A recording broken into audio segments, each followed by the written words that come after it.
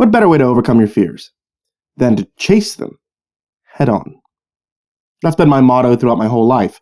When I was 5, my father locked me inside a room full of spiders to show me that they were nothing to be afraid of. And it worked. After day 3, I was no longer scared of the 8-legged creatures that used to haunt my dreams. That's why I've decided to dedicate my life to helping others overcome their truest fears, the things that haunt their nightmares, waking or asleep. After a few years of trial and error, I finally created a program that would surely help. At least, that's what it was intended for. The reality of it turned out to be much more sinister. On July 8th, 6 people signed up for my new study. They were all healthy young adults who were eager to overcome their fears, while also looking forward to the generous lump sum of money that was offered as a reward upon completion. On paper, their fears were typical phobias. Nothing too out there. What I didn't expect was the lies that each of them told. I've kept their journals from the study, and I'll transcribe them below.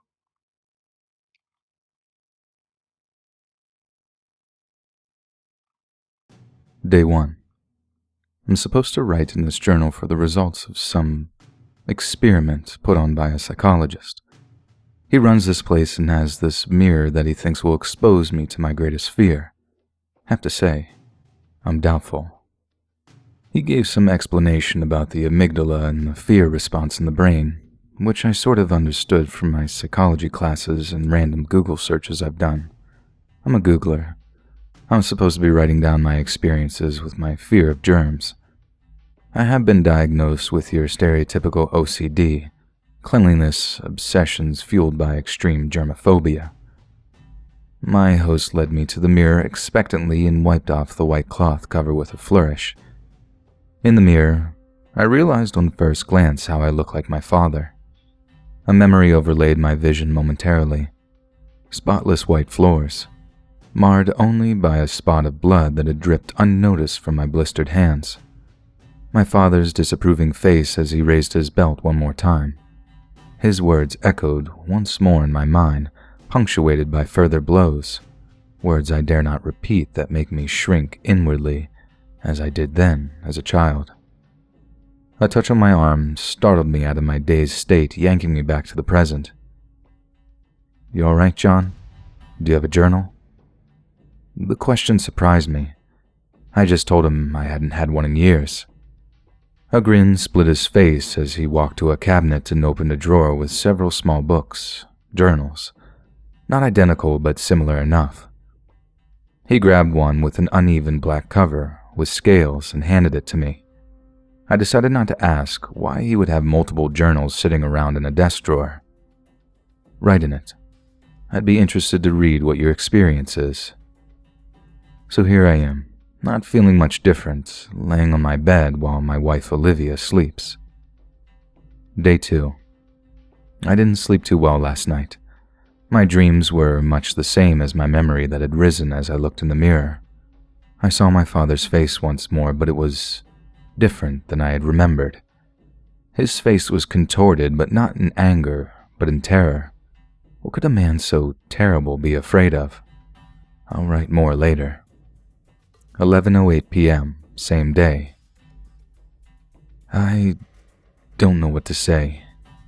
My 6-year-old son was being hyper, and I've been plagued by constant pressure in my head. Some kind of migraine. Everything today seemed designed to piss me off. Bright lights, noise. It never seemed to end. Olivia was nitpicky. It finally hit a breaking point when Tyson wouldn't go to bed at 8, like he should. I found myself getting more and more angry. I feel like screaming now. Tyson was being so defiant, and my anger only grew and grew, until I ended up yanking him off the couch by his feet. He hit his head on the wooden floor of our living room. I stopped when I saw blood, and he started crying. I sadly picked him up and carried him to his room. When Olivia asked why Tyson was crying, I told her that he had slipped and hit his head. Had I really hurt my own child, my own son? I laid on the floor, feeling like retching the darkness from my soul. What was happening to me? This isn't about cleanliness at all. I just lied to my own wife. Day 3. The guilt is overwhelming, but I can't stop myself from hurting my son when he disobeys. My wife never seems to take notice. The morning after I hurt him, he woke up and acted as if nothing had happened. When asked how he felt, he said, "I don't feel so good. I better be more careful in the hardwood, it's so easy to slip." He didn't remember a thing. I'll admit I have begun hurting him more to see if he will remember. I want to get caught, to be punished for what I've done, for what I'm doing, but the consequences never seem to come. I killed a man. I was walking out at 3 p.m. trying to run from the decay of my morals, running from the truth of my dissent. I don't sleep anymore. The shame and desperation keep me awake all night. I saw a man walking and realized that if I was to be punished and stopped, I needed to do something more drastic. It was the only way. I took out my keys and in cold blood stabbed the man in the neck. I called the police to confess and held my bloody keys in hand until they arrived. I did it. I killed him. Take me away. They walked past me as if they didn't see me and rushed to the body. "We need to find who did this. This was brutal." Nothing works. I am a monster, a ravenous wolf who walks among blind lambs. The things I have done to break this spell, I wish I could undo everything. My conscience is dull, though. I should care, but I don't. The wind blows over the deep hole in my soul. I can almost hear a whistle howling. I killed my father. Now I realize the man at the Airbnb was right. I have faced my worst fear. It wasn't germs, or even general uncleanliness. After I shoved my father's head in the oven on high heat, his body thrashing, his face showed the pure terror that I had seen that first night after I hit my son. My fingers shake as I write this. I am not my father.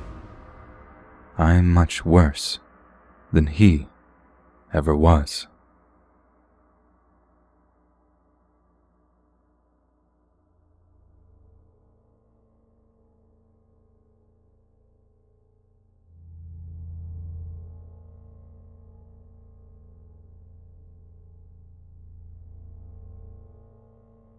Day 1.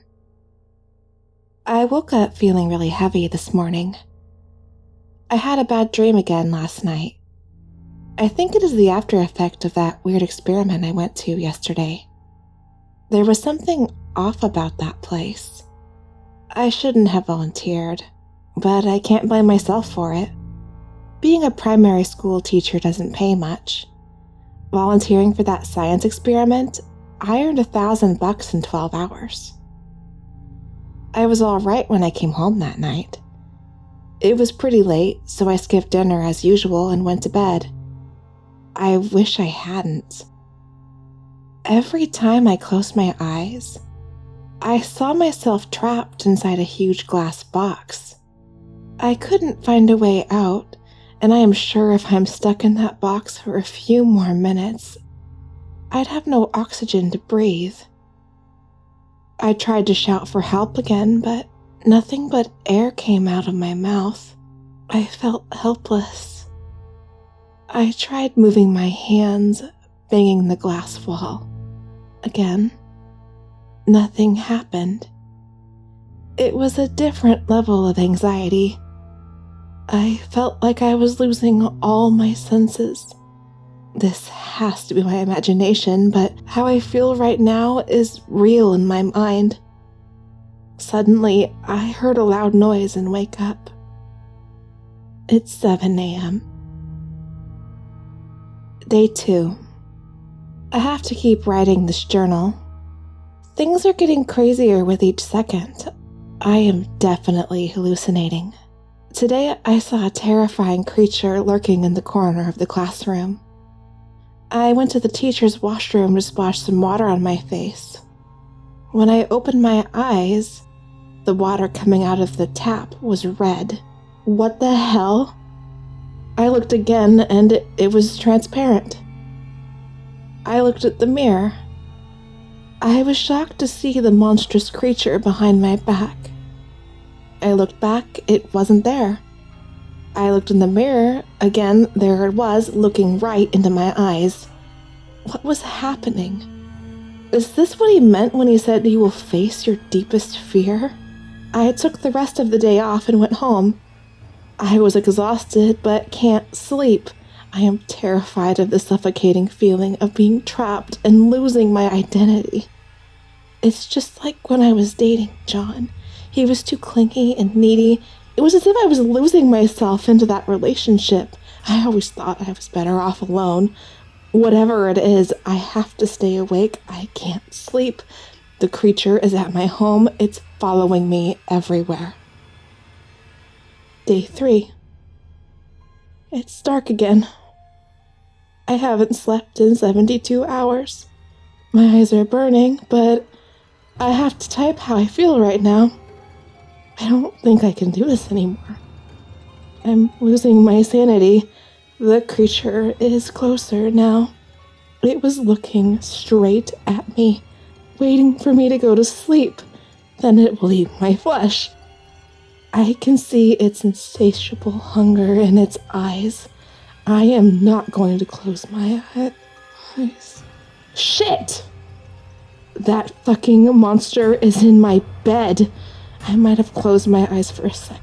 Oh my god, I don't think I'm going to make it. Now that it is closer, I see the shape of the creature. It looks like a wolf, but not a majestic one. It's thin, with lots of injuries on its body. There was flesh missing from its body, like it had been scooped out.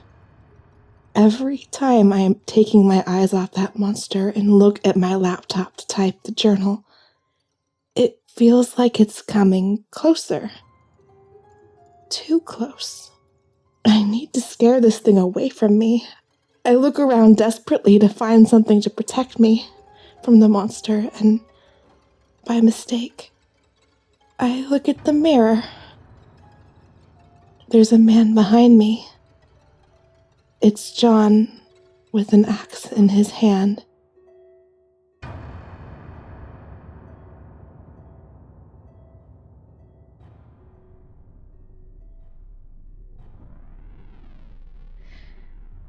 Day 1.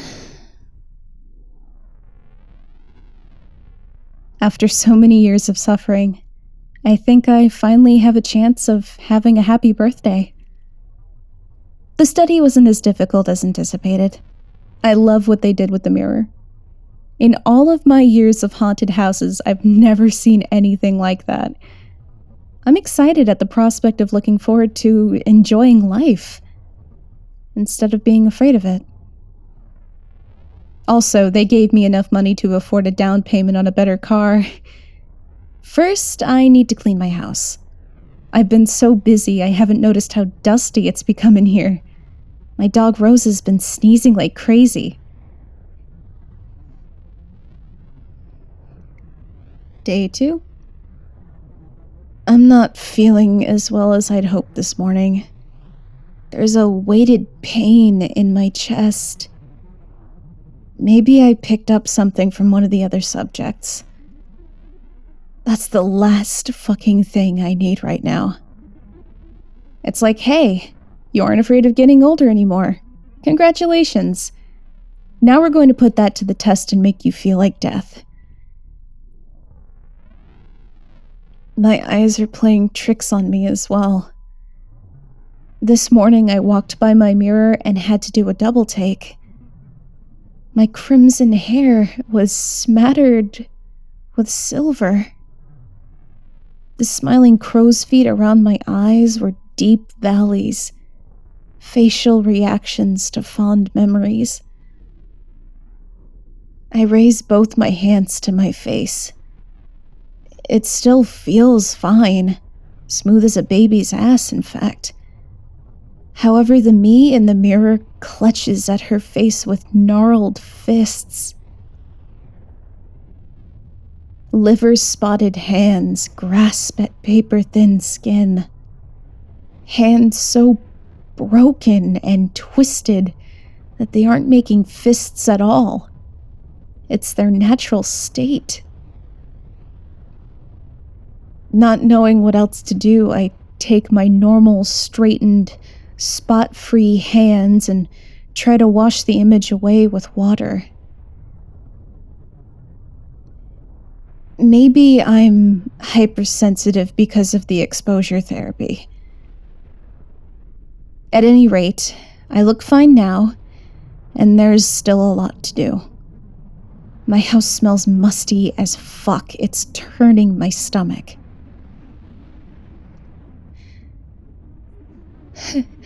Something's terribly wrong. I woke up to an aged bedroom. Yellowed wallpaper peeled at the corners and down the walls. Brittle bones creak with pained protests as I get out of bed. I call for Rosa, barely being able to hear my own voice. What is happening? In the corner of the room closet to my bedside table is a darkened heap.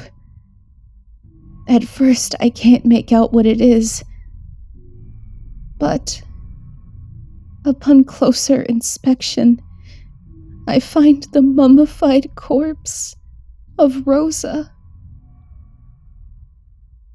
Every mirror in my house shows the same ancient image. Wrinkles plague my face. The heaviness in my chest is so much worse than it was yesterday. What did it do to me? I feel like a computer that's shutting down, one program at a time.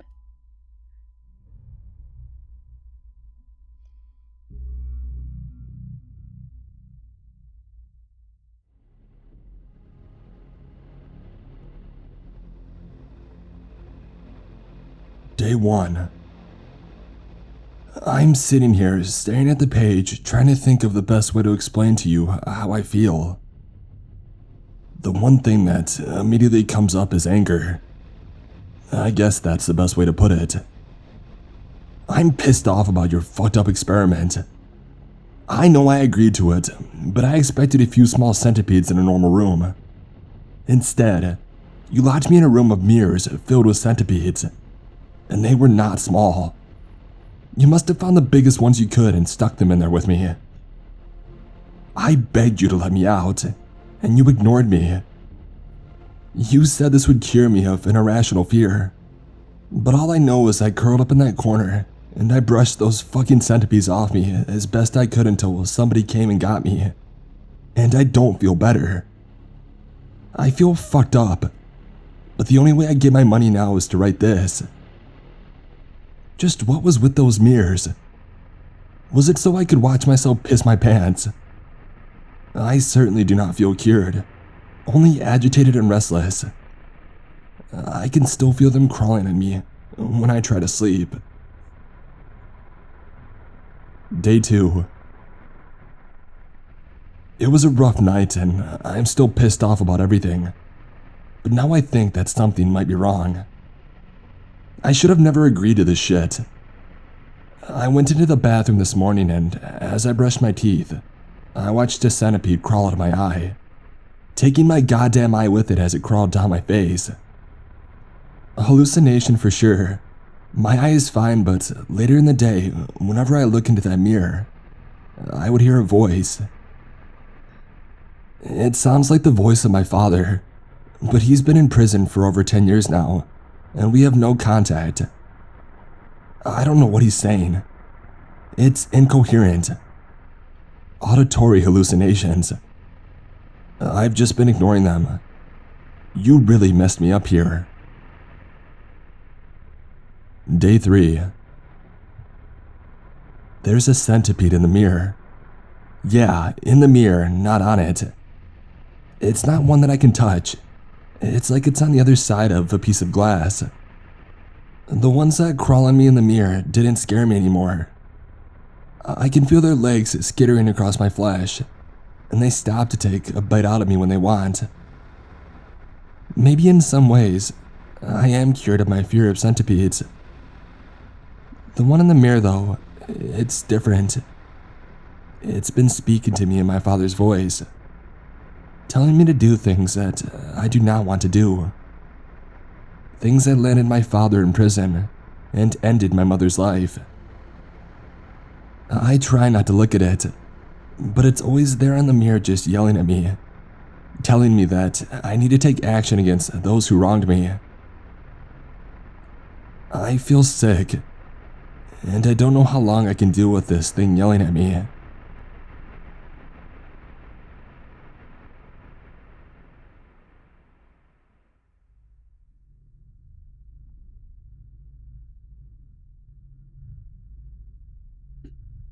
Day 1.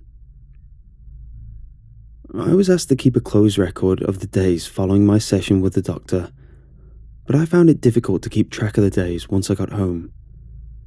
I remember that I was trying not to feel too optimistic since I had tried several different kinds of therapy in the past, and they usually left me feeling more confident in my ability to conquer my fear of the dark. That, however, often proved incorrect, as I quickly slipped into my previous mental state. Soon, it became clear that I had no cause for hesitation. I can't really say that I understand the curious treatment I was put through. I was rather skeptical of it, but I was in no position to say no. I would gladly spend an afternoon practicing breathing exercises in front of a mirror, no matter how silly I felt. All I wanted was to get rid of his crippling fear. I'm sure the other participants of this study have real issues to deal with, and that my fear of the dark pales in comparison. But my fear wasn't normal by any means. Lights out will leave me on the verge of hysteria, but the mere thought of the absence of light gives me anxiety.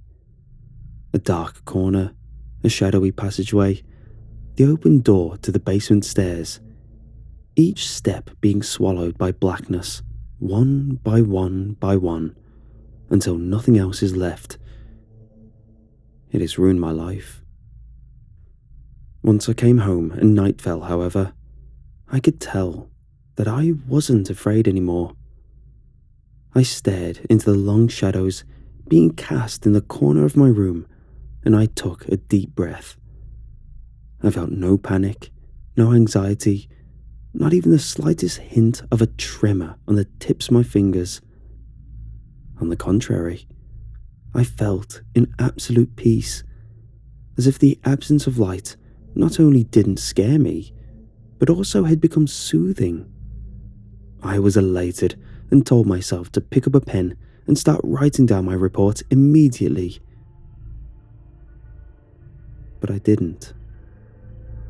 You see, the more I stared into the dark, the more I came to understand that the dark was looking back at me.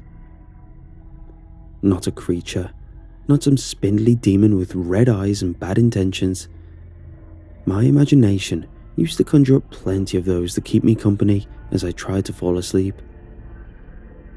I felt as if the darkness itself were looking at me, appraising me with a calculating stare. And though I knew I should have been terrified, I wasn't. Not because the darkness was kind. I could tell that it wasn't. Neither was it evil. It was simply inevitable. And I think I came to accept that. Day 3. I don't understand why I am not scared. Just 3 days ago, I would have shouted my lungs out at the mere sight of a flickering light. The harmless dark bore terrible demons within that reached out bony hands at night to grasp my ankles if I didn't have my bedside lamp on.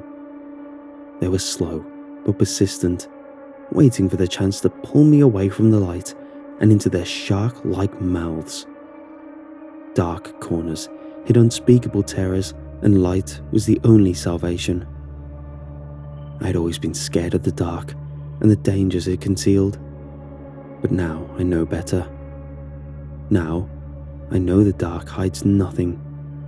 It's only seeking me, and I think it's beckoning me towards it, as if it wanted me to slip into the shadows. And I'm not afraid. Fear is supposed to be a natural reaction to this, isn't it?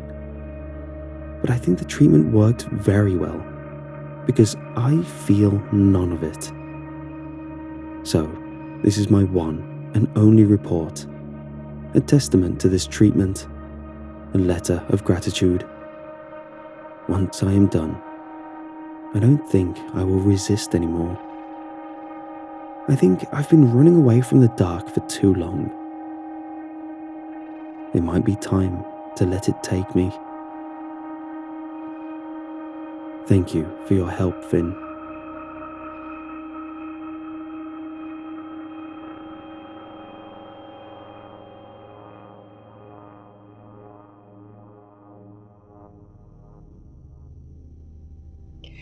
Patient number 6, Harley May. Your shitty little science project has ruined me, and I will never forgive you for it. You must be out of your mind letting anyone partake in this experiment. Do you even know what you're doing? Do you even know what you're putting people up against? Day 1. I was 100% on board with your cause. You told me you could help me with my self-esteem, to help me accept who I was, to help me feel comfortable in my own skin. I knew the experiment called for exposure therapy, but to just lock me up in a room with a mirror in it was senselessly cruel. At first, I panicked, but there was nothing I wanted more than to be rid of my insecurities, to be able to look at myself and feel like me. So I sat down on the floor and looked at the mirror from afar. I made sure I was just far enough so as not to see my reflection. However, I had a sudden burst of indignation. Why shouldn't I look at myself? Maybe there's nothing wrong with me. Maybe the fact that there's nothing wrong with me is why I'm even here. Maybe this is the first sane decision I've made all my life. So, apprehensively, I made my way to the mirror and took a look at myself, and suddenly I liked what I saw. I couldn't look away. Day 2. I woke up in front of the mirror. I ate breakfast while looking at my reflection. Yeah, thanks for the stale donuts, by the way. Really fucking appreciated that complimentary breakfast you advertised. And halfway through the day, decided that I didn't hate myself. In fact, quite the contrary. My perspective had been skewed my entire life, and suddenly I was enjoying watching myself. I would smile into the mirror, make faces into the mirror. I wanted to see every moment I made. I loved it. It was like some engrossing movie I couldn't look away from, except I was the star. I loved the way the lights of the ceiling shone in my eyes. I loved the way dimples formed in my cheeks when I smiled. It was like I was truly seeing all of me for the first time. The mirror made me never want to look away. It was surreal, but comforting. At times I could barely tell which was me, the reflection, or the person looking at it. I was about to laud you as a genius until the next day. Day 3. I woke up looking at myself yet again. This time, however, it was not in the mirror. I was looking at myself looking into the mirror. When I stood up, I was watching myself stand up. When I walked around, I was watching myself walk around. My body turned to face the me that was looking at it, and I had a harsh derealization attack. It was like my perspective had changed to be outside my body. It hasn't stopped either. I have been stuck like this since your test. I watch myself do everything. Drive, cook, eat, and sleep. I am currently watching myself type this journal. Please, get back to me ASAP. Am I just doomed to watch myself in third person for the rest of my life? If I'm not me, and I'm just watching me, am I still even me? I don't even recognize the person I'm looking at anymore.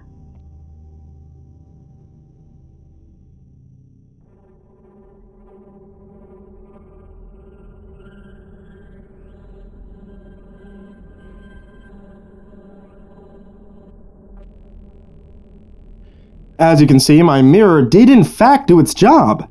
The only problem was that their true fears were much more sinister, and they were not ready to face them. I've anticipated this, though, hence why the mirror was created. Humans lie. For most of them, by the third day, their subconscious got the better of them, and I'm saddened to say, they could not adjust. I still visit some of them in the psychiatric hospital, or the jail cells that they now reside in, but unfortunately, they're too far gone to save. I'm looking for 6 more subjects who will be honest and open with me about their fears, and who are ready to face them head on. Any takers?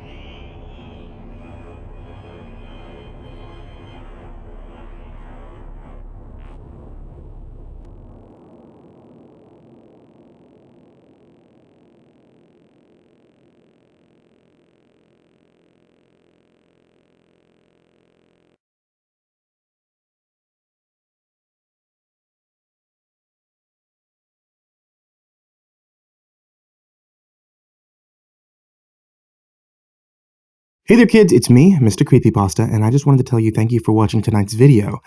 Because this is October, I'm going to make this nice, short, and sweet. If you'd like to help support the show or the podcast, head over to patreon.com/MrCreepyPasta. If you'd like to get yourself some new Halloween and creepypasta-inspired teas, you can head over to etsy.com/shop/ivorymonocletea. And if you want to catch me, CreepsMcPasta and Myuu during our live Halloween tour around the southern US, head over to creepypasta.shofetti.com. That's creepypasta.shofetti.com.